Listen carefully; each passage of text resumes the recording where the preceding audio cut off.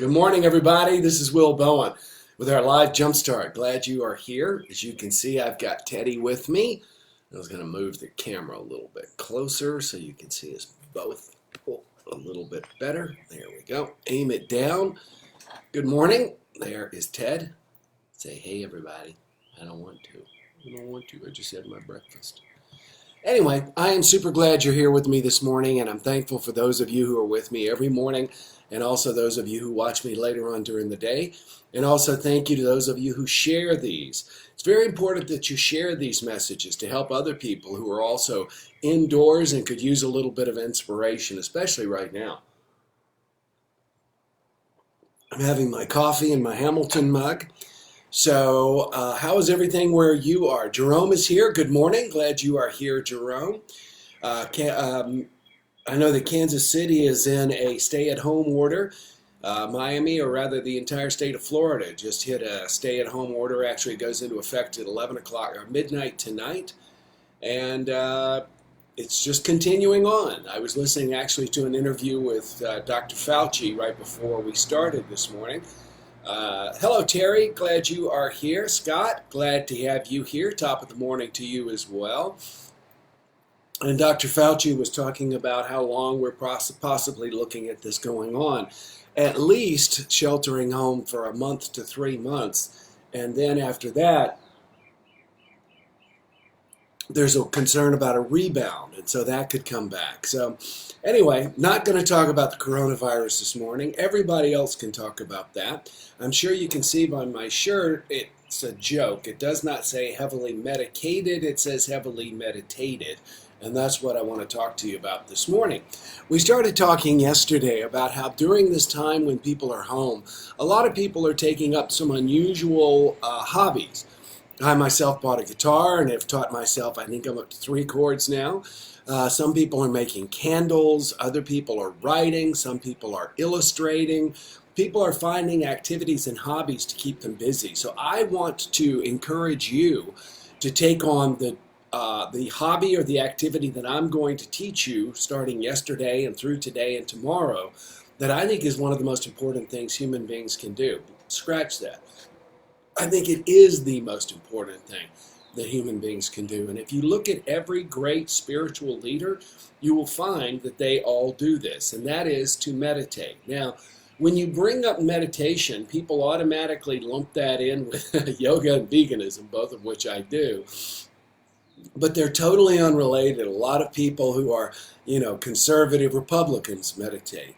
There are so many health benefits, and I wanted to share just some of them with you, and I wanted to do it fresh. So literally as the countdown was starting just a few seconds ago, I Googled health benefits of meditation, and there is healthline.com did an article that goes into quite a bit of detail, but detail. I realize I still say southern, some things very southern, like hotel, detail, instead of hotel, detail. Anyway, number 1, meditation reduces stress. Number 2, meditation controls anxiety. Number 3, meditation promotes emotional health. Number 4, it enhances self-awareness. There are 12 of these, by the way. Number 5, meditation actually lengthens your lifespan. People who meditate live longer. Number 6, may reduce age-related memory loss. Now, I don't know about you, but I just turned 60, and the number of times I walk out of the condo and realize I've forgotten something, or I'll do something and realize I've forgotten it are increasing. Otherwise, I can imagine what it would be like if I was not meditating. Meditation can generate kindness. There's actually been studies that show that people who meditate tend to be more kind. It may help fight addictions. There's a long story here about how it does that. It improves sleep. I know so many people struggle with sleep, and sleep is so important. Meditation helps control pain. I know for a fact that when I've been in a lot of pain, that's been a time when I find that it's difficult to get myself to meditate, but I can get myself to do it. It can decrease blood pressure. I know for a fact that when I was doing TM twice a day, I'm doing a different meditation, my blood pressure finally started to get under control. And number 12, you can meditate anywhere. This is something I talked about yesterday, that people have this idea that you've got to be sitting cross-legged, in front of an altar or a fountain or something like that in a white robe to meditate. And that's just not true. I've meditated in subway terminals. I've meditated on airplanes, etc. Is it as great as sitting here cross-legged on the floor in front of my fountain? No, not as great, but you still get the benefits. It's like saying I went to the gym today and I lifted weights. Oh, really? Did you do a super intense 2-hour workout? No, I only did about 20 minutes and it was moderate. Did you get some benefit? Absolutely, and that's the point. So, a lot of people have this idea that when you meditate, you somehow go into an alternate consciousness. People have the same idea about hypnosis, that somehow you literally go off somewhere and you may not come back. You're always aware of what is going on in your mind. You change your focus, of course, to try and get your focus elsewhere, but you're always aware of what is going on in your mind. The reason people don't meditate is, as I said yesterday, it is the hardest thing you'll ever do. Not because it's difficult, it's really very simple. It's just constantly trying to bring your mind back to the present moment or back to whatever you are focusing on that makes people feel like they're doing it wrong. That's the number one thing that people say is, I feel like I'm doing it wrong. Really? Is your mind wandering? Yes. Are you kind of struggling to get your mind focused on something? Yes. Then you're doing it right. Here's the thing. I always think of meditation like doing curls, okay? People want to have big biceps, but you don't get the big biceps by just holding up a weight one time and curling it and boom, you have a big bicep. No, you have a big bicep because you're constantly, over time, with varying amounts of weights, doing curls, building your biceps. Well, every time your mind goes away from whatever you're trying to focus on and you bring it back, that's meditating. It's the bringing it back that is the meditation. It is not going somewhere and staying there perfectly calm and serene for hours at a time. It is not that way at all. It is a constant pulling your mind back. And what I always tell myself when my mind wanders is, welcome back, because I bring it back. It's easy for us to sit there. Hello, Susie. Hello, and hello, Vicky. Glad to see you're here. Sorry I got to rambling and haven't said hello. Linda Farrell is with us, and Trish is with us, and Daniel Byrne just joined, and so is Shree. Glad to see you all. If I left anybody out, I apologize. I don't think so. Anyway, meditation is not getting into that spot and holding it there. That's your goal. But I've been meditating for decades, and the amount of time that I can do that is not as long as I would like it to be, and it's certainly not the entire time I'm meditating. It goes back and forth. So your mind, the active meditation is not to get something somewhere and get it to stay. It's to get it to continue to come back once it runs off, because your mind will run off. We think approximately 45,000 thoughts a day. And our mind is constantly trying to pull them. But to have this, think about this, to have the ability when something is upsetting. For example, I had something upsetting happen the other day that was really bothering me. Now, in the past, my mind would have gone with old programming and gone running off in a certain direction and would have said, of course, Will, that happened again because it's your fault, because you are this way. But because I have worked on my mind, I am able to stop my mind and go, whoa, whoa, whoa, wait a minute. This wasn't about me. This was about the other person and their issues and their challenges. And attacking and beating myself up is not going to help. Now, if I had not been meditating, I would not have been able to catch that momentary gap between the action and the reaction, and to give myself an opportunity to make different choices. That is one of the real benefits of meditation. It is that constantly bringing that brain back. Like I said, when I got Teddy, the first thing I taught him was to sit and to stay because I want him to be careful. And yet safe rather. And yet we never train our minds to sit and stay.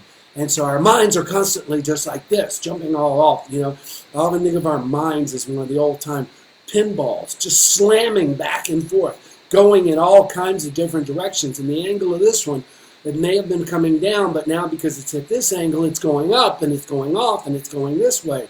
That's what our minds do. I want to encourage you to watch a movie. I did not get a chance to see if it's on Netflix. I originally saw it on Netflix, but it may be on Prime, it may be on Hulu. I'm almost positive that it's on YouTube. By the way, this is my first cup, so I only have 2 cups, 1.5. The second one I brushed Teddy while I'm having it. But the movie that I want to encourage you to watch while you're at home is called Dhamma Brothers. Dhamma Brothers. Dhamma Brothers. It is a true story. Here is the one sheet so you'll know it when you see it. Dhamma Brothers. You see those look like prison inmates? They are. There's a prison in Alabama, I forget where it is, but it had the highest incidence of inmate-on-inmate violence and inmate-on-CO violence, correction officer. And so they brought in a psychiatrist to work on it. Well, this psychiatrist didn't come in with any baggage about how to work with prisons, and so he literally Googled how to reduce violence in prison, and he found a prison in India that had really bad violence, and then they had gotten it down to zero, to no violence. And so he called the person there in India and asked them what they were doing, and what they were doing is what's called Vipassana meditation. That is where you simply sit with your own thoughts. So in the movie, they take the worst criminals. The people who are in this study are all murderers, rapists. I mean, that's pretty much it. No white-collar criminals, murderers and rapists. And they take the people who are the most violent in the prison. They then take a gymnasium and they put cots in there, and they make the prisoners live there for 7 days. Now, during that time, they're either asleep or they're meditating. They get up, they eat, they meditate. They go to the bathroom, they meditate. They sit and they meditate for 8 to 10 hours a day. These prisoners who had spent their lives running away from our own thoughts, and that is what we as human beings do. We run away from our own thoughts so that by distracting ourselves with videos, with other people, with sex, with drugs, with anything, hobbies that will keep us away from our own thoughts. These prisoners were forced to simply sit and listen and read and watch their own thoughts. I say that because that's kind of what it's like. You hear them, you see them, etc. And they did this for 7 days. Violence went to zero. Not only that, these prisoners, and you could see the difference that it made in them, became meditation teachers. Watch the movie. It'll blow your mind. If you want every area of your life to improve, especially your relationships with other people, begin to meditate. I hope I've sold you on it. That was my intention for the last couple of days. And to let you know that when you're doing it and you think you're doing it wrong, you're doing it right. I read a book by Pema Chodron, the famous Buddhist nun, and she's been meditating for 50 years. I think she recently passed away. But she said there would be times when she would meditate for 20 minutes and never once would her mind calm down. I find it takes usually 10 minutes for your mind to calm down so that you can even meditate. Think about going on vacation. It usually takes you a few days to a week to really relax. And then it's after that that you really get the benefits of your meditation or your vacation. The same is true of meditation.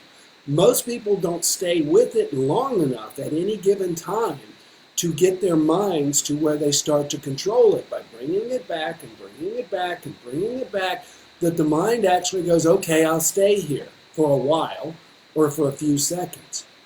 So tomorrow, I am going to show you how to start meditating. Boom. We're going to do it tomorrow. We're actually going to meditate, and I'm going to show you such a simple, easy way to do this. You'll want to be here with me. You'll want to be here so you can post questions and comments. Hello, Mark. Glad to see you here.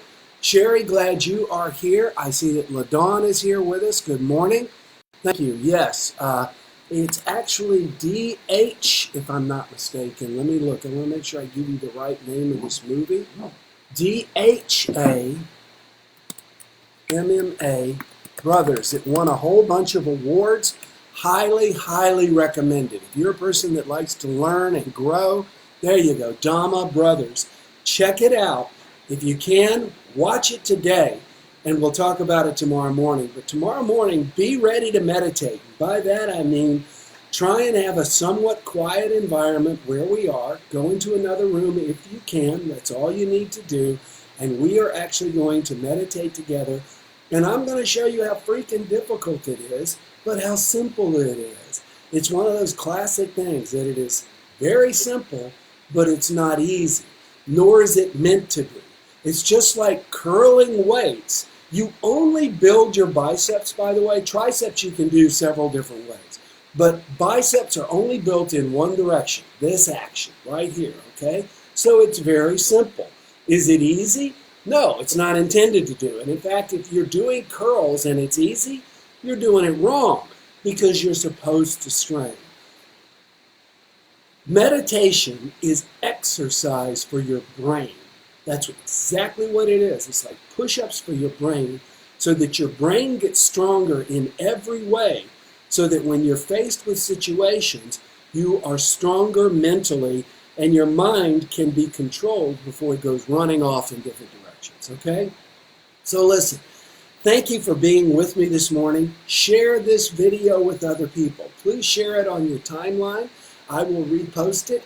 If you are not getting our daily emails, make sure that you sign up at willbowen.com/blog. We not only send these emails, we send special stuff, and I've got something I've been working on that I'm about to let you know about that I'm really excited about. I think you will be too. So, Teddy is taking his nap because he's had his breakfast and he's gone out. And then otherwise, it's just going to be me and T-Bear here today. So I hope you all have a great day. We'll be thinking about you. Stay safe.